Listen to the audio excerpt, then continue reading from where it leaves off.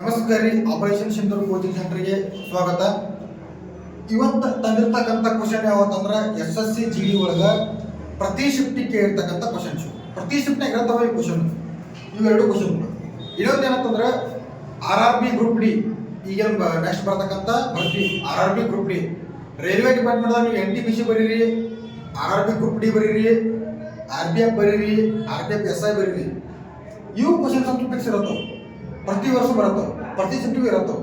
So ಒಂದು ಸ್ವಲ್ಪ ಸಣ್ಣ ಕಾನ್ಸೆಪ್ಟ್ ಐತಿ. ಆ ಕಾನ್ಸೆಪ್ಟ್ ಪ್ರಕಾರ ನಿಮ್ಗೆ ಹೇಳ್ತೀನಿ. ಒಂದು ಸ್ವಲ್ಪ ನೋಡಕ್ಕೆ ಹೆಂಗೆ ಅನ್ಸುತ್ತೆ, ಟಫ್ ಅನ್ಸುತ್ತೆ, ಏನೂ ಇಲ್ಲ, ಈಸಿಯಾಗಿ ಹೇಳ್ತೀನಿ. ನೋಡ್ರಿ ಯಾವ ರೀತಿ ಬಿಡಿಸ್ಬೇಕು ಕ್ವಶನ್. ಫಸ್ಟ್ ಕ್ವಶನ್ ಅರ್ಥ ಮಾಡ್ಕೊಂಡು, ಪೆಟ್ರೋಲ್ ಬೆಲೆಯು ಪ್ರತಿ ಲೀಟರ್ಗೆ 85%ದಷ್ಟು ಹೆಚ್ಚಾಗುತ್ತದೆ.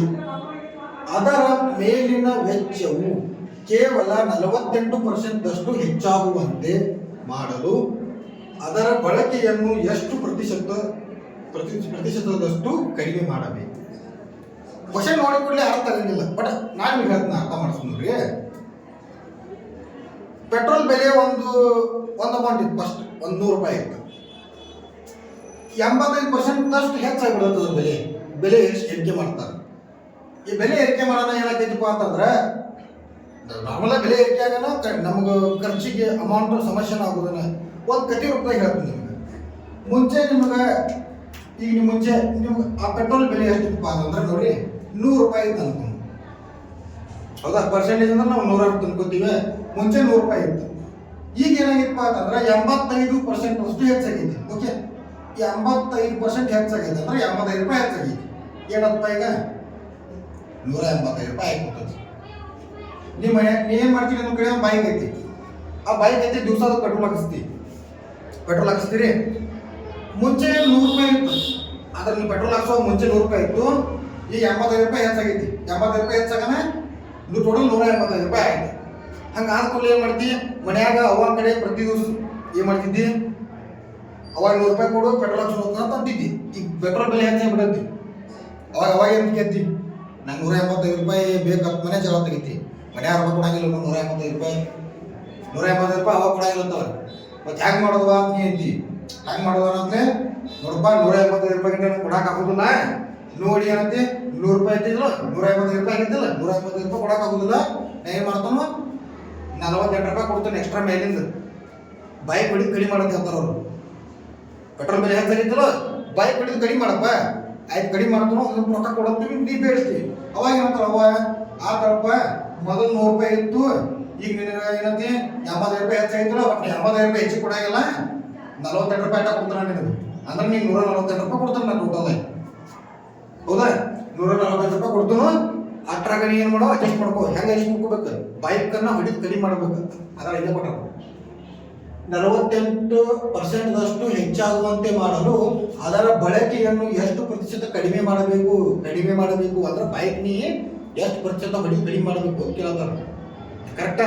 ಈಗ ರೂಪಾಯಿದಾಗ 2 ರೂಪಾಯಿ ನೋಡಿ, 185 ರೂಪಾಯಿ ಬೆಲೆ ಐತಿ.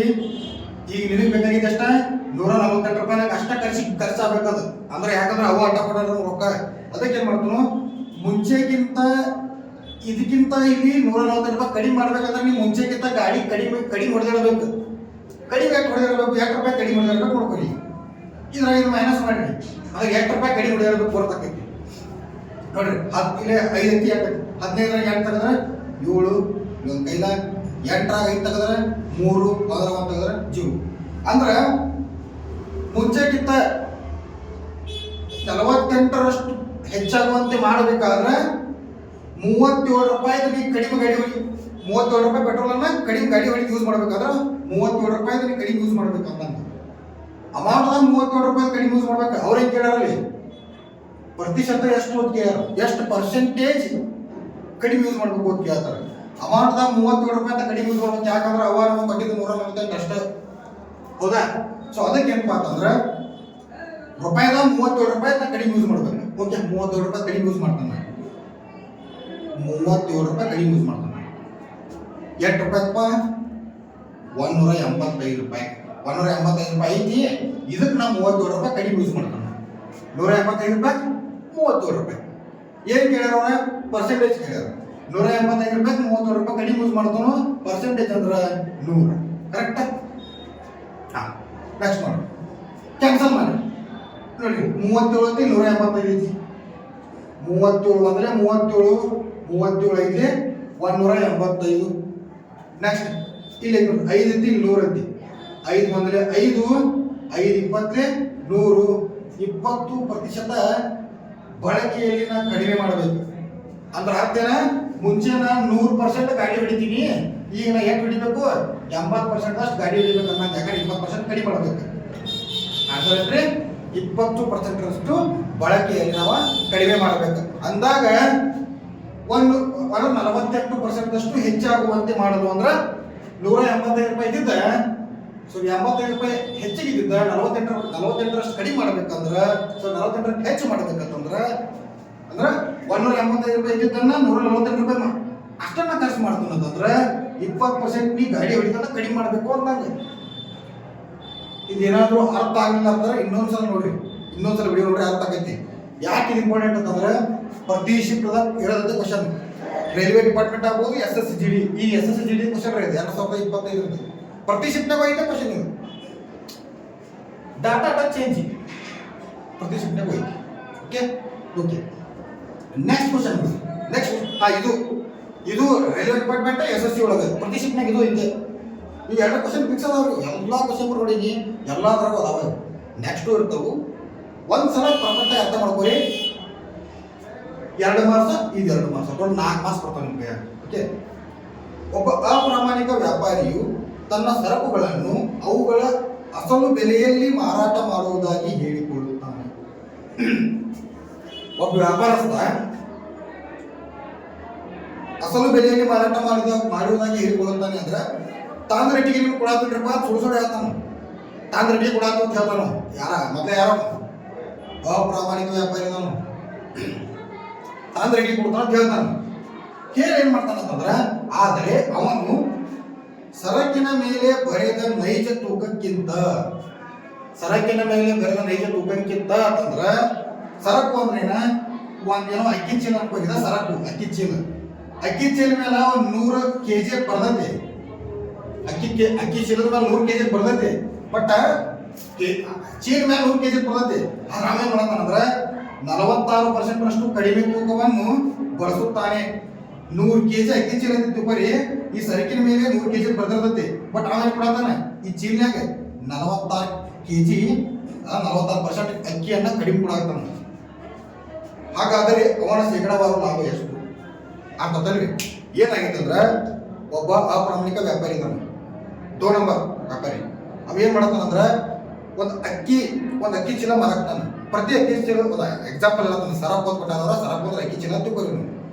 ಅಕ್ಕಿ ಚೀಲ 100 ರೂಪಾಯಿ 100 kg ಐತ್ರಪ್ಪ ಅಂತ ಹೇಳ್ತಾನ. ಈ ಅಕ್ಕಿ ಚೀಲ 100 kg ಐತಿ ಅಂತ ಹೇಳ್ತಾನ. 100 kg ಅಂತ ಹೇಳೋದು 46 kg ಕಡಿಮೆ ಕೊಡಾಕ. ಓಕೆ, 46 kg ಕಡಿಮೆ ಕೊಡಾತಾನ ಅಂತಂದ್ರೆ ಎಷ್ಟು kg ಕೊಡತಾನ ಅಂದಂಗತ್ತ? 54 kg ಕೊಡತಾನೋ 100 kg ಕೊಡತಾನ ಅಂತ ಸುಳ್ಳು ಹೇಳಿ ನಿಮಗೆ ಕೊಡಾತಿದೆ ಅಷ್ಟೇ 54 kg. ಹಂಗಾದ್ರೆ ಲಾಭವನ್ನು ಕಂಡುಹಿಡಿಯೋದು ಎಷ್ಟು ಪರ್ಸೆಂಟ್ ಲಾಭ ಆಗೈತಿ? ಹೌದು, 100 kg ಸುಳ್ಳು ಹೇಳಿ 100 kg ರೊಕ್ಕ ತಗೋತಾನೋ, ಕಡಿಮೆ ತೂಕದ ಅಕ್ಕಿ ನಿಮ್ಗೆ ಬಂದ ನಮ್ಗೆ ಲಾಭ ಆಗದಂತೆ. ಸೊ ಆ ಲಾಭ ಪರಿಸ್ಥಿತಿ ಎಷ್ಟು ಅಂತ ಹೇಳ್ತಾರೆ. ಈಗ ಎಷ್ಟು ಕೊಡ್ಬೇಕವ? 50 ಎಷ್ಟು ಕೊಡತಾನು? 54 kg ಕೊಡತಾನು. ಎಷ್ಟು ಲಾಭ ಆಗತೈತಿ? 46 ಲಾಭ ಆಗತೈತಿ. ಕರೆಕ್ಟ್? ಈಗ 46 ಕಡಿಮೆ ಕೊಡತಾರ, ಅದ ಲಾಭ ಆಗತೈತಿ. ಏನ್ ಬೇಕಾಗೈತಿ? ಪರ್ಸೆಂಟೇಜ್ ಬೇಕಾಗೈತಿ. ಕ್ಯಾನ್ಸಲ್ ಮಾಡ್ರಿ.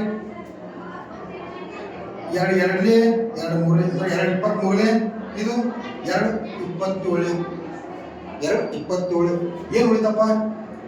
23 × 100 ಡಿವೈಡ್ ಬೈ 27 ಎಷ್ಟಾಗತ್ತೆ ನೋಡ್ರಿ? 23 × 100 ಹೆಂಗ್ ಮಾಡೋದು?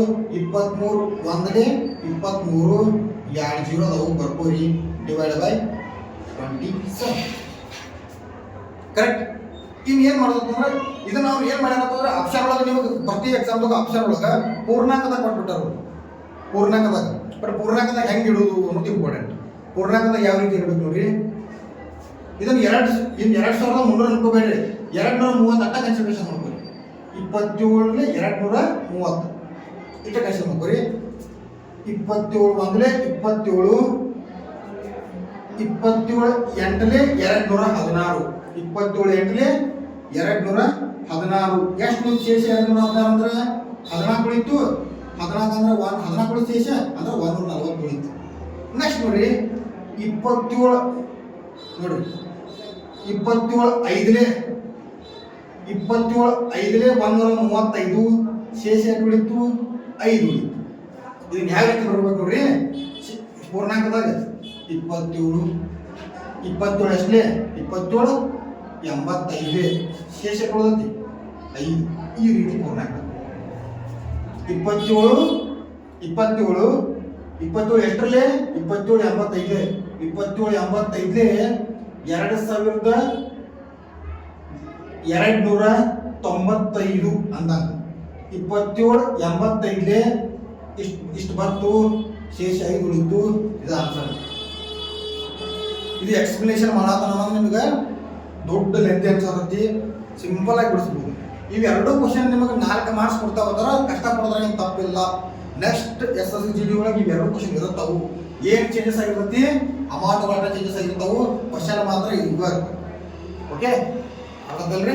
ನೋಡ್ರಿ 3ನೇ ಕ್ವಶನ್. ವಾರ್ಷಿಕ 4% ಬಡ್ಡಿ ದರದಲ್ಲಿ 8 ವರ್ಷಗಳ ಅವಧಿಗೆ ಒಂದು ಅಸಲು ಮೊತ್ತದ ಮೇಲಿನ ಸರಳ ಬಡ್ಡಿ 168 ಆಗಿದೆ. ಅಸಲು ಮೊತ್ತ ಎಷ್ಟು? ಸರಳ ಬಡ್ಡಿ ಮೇಲೆ ಬಂದಿರತಕ್ಕಂಥ ಕ್ವಶನ್ ನೋಡ್ರೆ. ನಿಮಗೊಂದು ಫಾರ್ಮುಲಾ ಗೊತ್ತೈತಿ, SI = PTR/100. ಬಟ್ ಇಲ್ಲಿ ಏನಪ್ಪಾ ಅಂತಂದ್ರೆ ಯಾವ್ಯಾವ ಕೊಟ್ಟಾನಲ್ಲ ಅವನ್ನೆಲ್ಲ ಅದ್ರ ಜಾಗದಾಗ ಬರ್ಕೊಳ್ಳೋದು, ಕೊಡೋದನ್ನ ಬಿಟ್ಟು ಬಿಡೋದು. ಓಕೆ, ಈಗ SI ಕೊಟ್ಟಾನ. SI ಅಂದ್ರೆ ಏನ್ರಿ? ಸಿಂಪಲ್ ಇಂಟ್ರೆಸ್ಟ್, ಸರಳ ಬಡ್ಡಿ. ಸರಳ ಬಡ್ಡಿ ಏನು ಕೊಡನ್ರಿ 168. ಅದ್ರ ಜಾಗದಾಗ ಅದನ್ನ ಬರ್ಕೊಳ್ಳಿ 168 ಅಸಲನ್ನ ಕೇಳ್ಯಾನ. P ಅಂದ್ರೆ ಪ್ರಿನ್ಸಿಪಲ್, ಅಸಲನ್ನು ಕೇಳ್ಯಾನು. ಕೊಟ್ಟಿಲ್ಲ ಅದನ್ನ ಅಸಲನ್ನು ಕೇಳ್ಯಾರ. ನೋಡಿ ಅಸಲು ಮೊತ್ತ ಎಷ್ಟು ಹೋಗ್ತೀವಿ ಅದನ್ನ ಕೇಳ್ಯಾರ. ಬಿಡ್ರಿ ಟೈಮ್ ಕೊಟ್ಟಾರ. 8 ವರ್ಷ ಇಂಟು ರೇಟ್ ಆಫ್ ಇಂಟ್ರೆಸ್ಟ್ ಬಡ್ಡಿ ದರ ಇದೆ. ಎಷ್ಟು ಬಡ್ಡಿ ದರ ಕೊಟ್ಟ 4%. 4% ಡಿವೈಡ್ ಬೈ 100. ಓಕೆ, ಈ ತರ ಬರ್ಕೊಂಡ್ಬಿಡೋದು. ಪ್ರತಿಯೊಂದಕ್ಕೂ SI ಕೇಳಿದಾಗ ಒಂದು ಫಾರ್ಮುಲಾ ಬೇರೆ, ಪ್ರಿನ್ಸಿಪಲ್ ಕೇಳಿದಾಗ ಒಂದು ಫಾರ್ಮುಲಾ ಬೇರೆ, ಅಂದ್ರೆ ಎಲ್ಲಕ್ಕೂ ಒಂದೊಂದು ಕೇಳಿದಾಗ ಇನ್ನು ಕೇಳಿದಾಗ ಒಂದು ಫಾರ್ಮುಲಾ ಬೇರೆ, ಇನ್ನು ಕೇಳಿದಾಗ ಒಂದು ಫಾರ್ಮುಲಾ ಬೇರೆ ಮಾಡ್ಕೊಂಡು ಕುಂದಿರಬಾರ್ದು. ಯಾವ್ದು ಬೇಕಾದ ಕೇಳಿದ್ರಾಗ ಇದೊಂದು ಬರ್ತದೆ. ಇಲ್ಲಿ ಒಂದು ಸಣ್ಣ ಕಾನ್ಸೆಪ್ಟ್ ಏನಂತಂದ್ರೆ ಮಿಡಲ್ ಈಕ್ವಲ್ ಟು ಇದ್ದಾಗ ಮ್ಯಾಲಿನ ಕ್ಯಾನ್ಸಲ್ ಆಗ್ತಾವೆ. ಮಿಡಲ್ ಈಕ್ವಲ್ ಟು ಇದ್ದಾಗ ಮ್ಯಾಲಿನ ಕ್ಯಾನ್ಸಲ್ ಆಗ್ತಾವು. ಇದು ಒರೇ ಗುಣಾಕಾರ ಆಗ್ತದೆ. ಓಕೆ, ಈ ಮ್ಯಾಲಿನ ಕ್ಯಾನ್ಸಲ್ ಮಾಡ್ಬೇಕು ನೋಡ್ರಿ. ನೆಕ್ಸ್ಟ್ 8 1 8, 8 2 16, 8 1 8 21 ಉಳಿದ್ರೆ ನೆಕ್ಸ್ಟ್ ನೋಡ್ರಿ ಇಲ್ಲಿ 4 ಐತಿ, ಇಲ್ಲಿ 100 ಐತಿ. ಈ 4ಕ್ಕೆ ಇದು ಕಡ್ತ ಬಂದಿಲ್ಲ, ಬಟ್ ಇದು ಕಡ್ತ ಹೋಗ್ತೈತಿ. ಕರೆಕ್ಟಾ? 4 1 4, 4 25 100, 4 25 100. ನಾ ಏನು ಹೇಳೀನಿ? ಇದು ಇಂಟು ಆಗತ್ತೆ ಹೇಳೀನಿ. 21 ಇಂಟು 25, 21 ಇಂಟು 25 ನೋಡ್ರಿ. ಲಾಸ್ಟ್ ಡಿಜಿಟ್ ಅಂದ್ರೆ ಬಿಡಿ ಸ್ಥಾನ ಇಲ್ಲಿ ಏಟೈತಿ 5 ಐತಿ. ಬಿಡಿ ಸ್ಥಾನ ಯಾವಾಗಲೂ 5 ಇತ್ತಂದ್ರೆ ಪಟ್ನ ಆಪ್ಷನ್ ಕೋರಿ ಬಿಡಿ ಸ್ಥಾನದಾಗ ಎಲ್ಲ 5 ಕೊಡ್ತೀವಿ. ಐತಿಲ್ಲ? ಓಕೆ, ಬಿಡಿ ಸ್ಥಾನದಾಗ 5 ತನ ಆಯ್ತಲ್ಲ ಅಂದ್ರೆ ಇಲ್ಲಿ 5 ಇರ್ಬೇಕಂದ. ಇಲ್ಲಿ 5 ಎಲ್ಲಿ ಕೊಡ್ಕೊರಿ 5 ಐತಿ. ಈ ತರ ನೀವು ಇದನ್ನ ಇಂಟು ಮಾಡ್ಕೋತ ಕೂತೀವಿ ಅಂದ್ರೆ ಮತ್ತೊಂದು 10 ಸೆಕೆಂಡ್ ಬೇಕಾಗೈತಿ. ಅದಕ್ಕೆ ಏನು ಮಾಡೋದು? ಪಟ್ನ ಆಪ್ಷನ್ ಮಾಡೋದು. ಒಂದು 10 ಸೆಕೆಂಡ್ ಉಳಿತಾ ನೆಕ್ಸ್ಟ್ ಕ್ವಶನ್ ಯೂಸ್ ಆಗುತ್ತೆ. ಆದರೂ ಮಾಡ್ಬಿಡೋರು ಮಾಡ್ಬೋದು. ಓಕೆ, ಈ ತರ ಬಂದಾಗ ಮಾಡ್ರಿ ಮಾತು ಗುಣಾಕಾರ ಕುಂದ್ರಬೇಡ್ರಿ. ಸಿಂಪಲ್ ಆಗಿ 25 ಇಂಟು 21 ಐತಿ. 25 ಇಂಟು 21 ಮಾಡಬೇಡ್ರಿ. 25 ಇಂಟು 20 ಮಾಡ್ರಿ. 25 ಇಂಟು 20, 25 ಇಂಟು 18 ಆಕೈತಿ 200. 25 ಇಂಟು 20 25 ಇಂಟು 20 ಈಗ 200. 500 ವ್ಯಾಲ್ಯೂ 25 525 ಹಿಂಗೆ ಮಾಡಿ ಗುಣಾಕಾರ ಮಾಡ್ಕೊಳ್ಬಾರ್ದು. 25 ಇಂಟು 21 ಮಾಡಬಾರ್ದ. 25 ಇಂಟು 20 ಮಾಡು. ಹೌದಾ? 25 ಇಂಟು 20 ಎಷ್ಟು ಆಕೈತಿಪ್ಪ? 500 ಆಕೈತಿ. ನೆಕ್ಸ್ಟ್ 25 ಇಂಟು 5 ಒಂದು 25 ನಾ 1 ಮಾಡ್ಬೇಕಲ್ಲ ಈ 1 ಇಂಟು ಮಾಡಿದ್ರೆ ಇನ್ನು 25 ಓಕೆ ಅರ್ಥದಲ್ಲಿ ಇದೇ ರೀತಿ ಫಿಕ್ಸ್ ಕ್ವಶನ್ಸ್ ಯಾವ್ಯಾವ ಇರ್ತಾವಲ್ಲ ಡೈಲಿ ತೊಗೊಂಡ್ಬರ್ತಿರ್ತೀನೋ SSCD ಆಗ್ಬೋದು, ರೈಲ್ವೆ ಡಿಪಾರ್ಟ್ಮೆಂಟ್ ಆಗ್ಬೋದು, ಸ್ಟೇಟ್ ಗೌರ್ಮೆಂಟ್ ಪೊಲೀಸ್ ಕಾನ್ಸ್ಟೇಬಲ್ ಅಥವಾ PSI ಎಕ್ಸಾಮ್ ಆಗ್ಬೋದು, ಇವೆಲ್ಲ ಫಿಕ್ಸ್ ಕ್ವಶನ್ಸ್ ಇರ್ತಾವೆ. ಸೊ ಡೈಲಿ ವಿಡಿಯೋ ನೋಡ್ಕೊಂಬರಿ, ದಿವಸ ನೋಡ್ಕೊಂಡು ಮ್ಯಾಥಮೆಟಿಕ್ಸ್ ನಾಲೆಜ್ ತಾನೇ ಬರ್ತೈತಿ, ನಾಲೆಜ್ ಬರ್ತಾರೆ ತಾನೇ ಎಕ್ಸಾಮ್ ಕ್ಲಿಯರ್ ಆಗ್ತೈತಿ. ಓಕೆ, ಎಲ್ಲರಿಗೂ ಒಳ್ಳೇದಾಗಲಿ. ಸಬ್ಸ್ಕ್ರೈಬ್ ಮಾಡೋದು ಬರೀಬೇಡ್ರಿ, ಸಬ್ಸ್ಕ್ರೈಬ್ ಮಾಡಿ ನಿಮ್ಮ ಫ್ರೆಂಡ್ಸ್ಗೂ ಶೇರ್ ಮಾಡಿ. ಜೈ ಹಿಂದ್.